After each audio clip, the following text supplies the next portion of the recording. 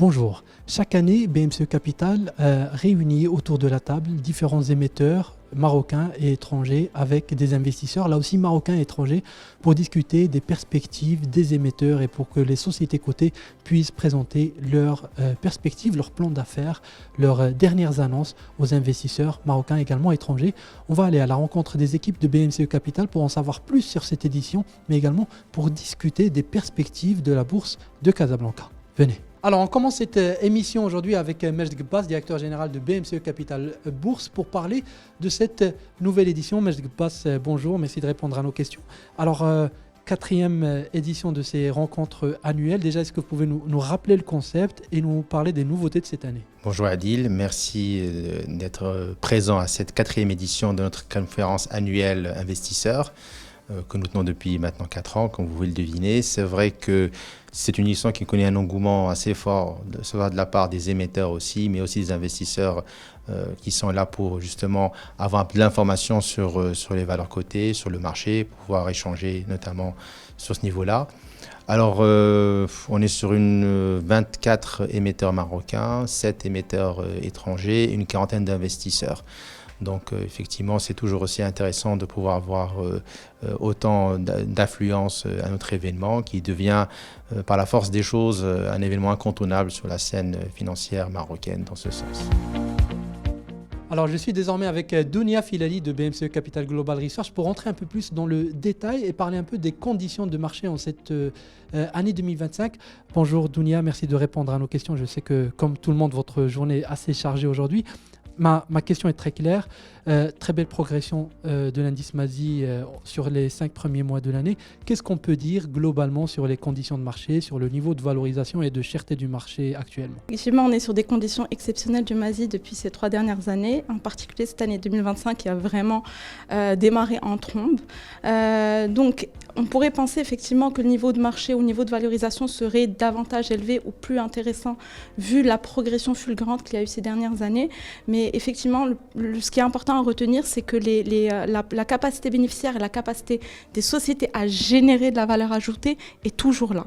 C'est-à-dire que la capacité bénéficiaire a tellement progressé qu'elle accompagne quelque part cette évolution du MASI, ce qui nous donne quand même des conditions de marché qui restent quand même assez attrayantes. On est sur un niveau de PE qui était à 20 fois en 2024, ce qui est en dessous de la moyenne du marché, et qui est actuellement à 21,4 fois en 2025. Donc des conditions assez attrayantes. Et il faut dire aussi que le premier trimestre de l'année 2025, avec la publication des résultats des revenus des sociétés cotées, vient quelque part appuyer cette dynamique, et on espère en tout cas que ça devrait se poursuivre sur le reste de l'année 2025. Alors, j'ai cru comprendre qu'aujourd'hui, vous anticipez un niveau de capacité bénéficiaire en cette année 2025 qui serait record. On a entendu tout à l'heure le chiffre de 40 milliards.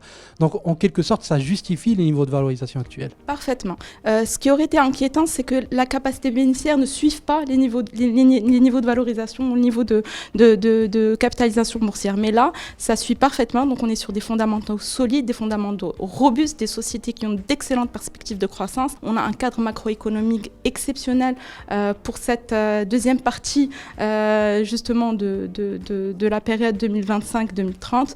Donc globalement, tout est relativement au beau fixe. Bon, il reste toujours des perturbations, on va dire à l'international, qui pourraient effectivement créer des petits accidents de parcours au niveau du MASI, mais globalement, on est sur une très très bonne tendance pour cette année 2025. Alors, on continue ce point marché maintenant avec Khadija Moussali, toujours de BMCE Capital Global Research. Merci à vous aussi de répondre à nos questions. On vient de l'entendre, un optimisme assez intéressant de la part de vos équipes. Est-ce que vous confirmez donc cette bonne tenue, ces bonnes perspectives pour l'indice MASI à court terme et sur l'année 2025 ?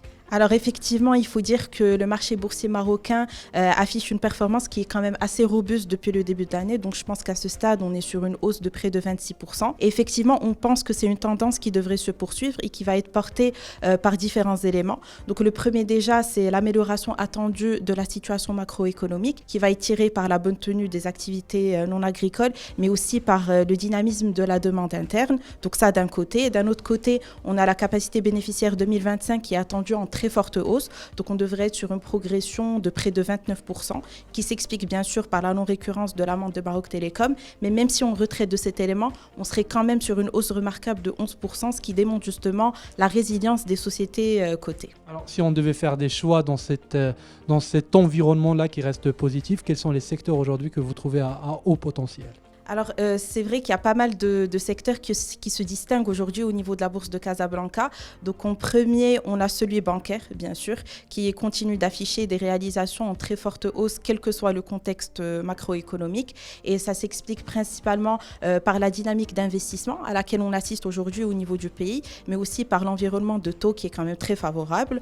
Ensuite, on a aussi le secteur du BTP et de l'immobilier qui présente des perspectives très prometteuses et qui sont liées justement aux différents chantiers qui sont en cours de lancement avec l'organisation de la Coupe du Monde et la co-organisation de la Coupe du Monde et l'organisation de la CAN 2025 et qui sont en cours d'accélération aujourd'hui. Très bien, donc je retiens banque, immobilier et BTP. Exactement. Très bien. Pour l'instant, en tout cas.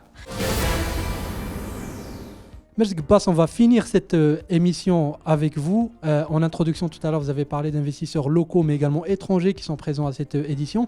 Est-ce que vous pouvez nous décrire un peu le comportement des investisseurs étrangers dans ce contexte ? On a vu tout à l'heure que le marché a bien pris. Est-ce que les niveaux de valorisation aujourd'hui sont toujours intéressants pour cette catégorie des investisseurs ? Et surtout, qu'est-ce qu'ils recherchent sur notre marché ? Alors, merci Adil pour cette question. C'est vrai qu'on s'est toujours posé la question, qu'est-ce qui ferait venir davantage d'investisseurs étrangers sur le marché marocain ? Il y avait deux freins qui sont connus de tous. Le premier est la liquidité. On a vu que le volume en 2025 déjà a quasiment doublé par rapport en 2024, où est une année qui est assez faste. Donc je pense que ce premier frein est déjà levé. Le deuxième, on va dire, c'est le niveau de valo. Force est de constater que la valo ne faiblit pas. N'en déplaise à nos chers investisseurs étrangers qui sont toujours, je dirais, à l'affût des niveaux de valo un peu faible, mais quand on fait les réunions avec eux ou qu'on échange, on leur explique que la valo est dépendante du momentum et de la croissance des résultats. Donc effectivement, il ne faut pas avoir une lecture statique des indicateurs, mais une lecture dynamique. Et la dynamique, elle est réelle. Ça veut dire des sociétés qui arrivent à doubler leur chiffre d'affaires ou faire augmenter leurs résultats nets. C'est normal qu'ils puissent être traités à des niveaux de valo qui sont peut-être supérieurs à des niveaux fondamentaux, des niveaux historiques. Et je pense que c'est des éléments qu'ils sont en train d'intégrer, qu'ils n'avaient pas intégré de l'or, mais ils les intègrent d'autant plus qu'ils voient qu'il y a une vraie dynamique à la fois sur l'économie marocaine, en termes de croissance, en termes d'infrastructures, en termes de projets qui sont lancés. Ils s'interrogent tous, on va dire, sur le montant des investissements qui sont annoncés, mais aussi une vraie dynamique aussi auprès des sociétés cotées. On a bien vu les publications des résultats annuels en 2024. On a bien vu le premier cru du T1 qui était aussi intéressant, et on voit que les perspectives sont favorables avec une croissance de 29% de la masse bénéficiaire en 2025. On va franchir le palier des 40 milliards de dirhams de capacité bénéficiaire, c'est quand même historique, et ça revient à rejoindre le niveau historique aussi du MASI, puisque nous ne sommes plus qu'à quelques points des 19 000 points et à quelques millions, plutôt milliards de dirhams, d'atteindre le trillion, la capitalisation boursière marocaine. C'est vrai que c'est des chiffres qui donnent le tournis au point que ma langue fourche, mais c'est une réalité. Donc c'est pas quelque chose qui est factice, loin de là. Et je vais paraphraser un petit peu le titre de la publication de BMC Capital Global Research. C'est du lourd et du solide, et c'est fait pour durer. Très bien. J'allais vous demander, pour conclure, votre lecture sur le futur proche du MASI, mais j'imagine que vous êtes très positif, n'est-ce pas ? Tant que la dynamique des résultats est là, tant que la dynamique économique aussi elle est robuste, je ne vois pas pourquoi il y aurait un fléchissement. C'est vrai, il y a toujours ces éléments d'incertitude externe qui planent, mais je pense que la dynamique locale et la croissance du Maroc, elle est essentiellement portée par des catalyseurs intrinsèques marocains. Et il y aura peut-être un peu de volatilité, ce qui est normal, c'est le propre même des marchés, mais la tendance, elle est lourde et elle est fondamentalement haussière. Merci beaucoup, Majdouk Bass, et bon courage. Merci à Adil et au plaisir de vous voir dans une prochaine édition, Inch'Allah.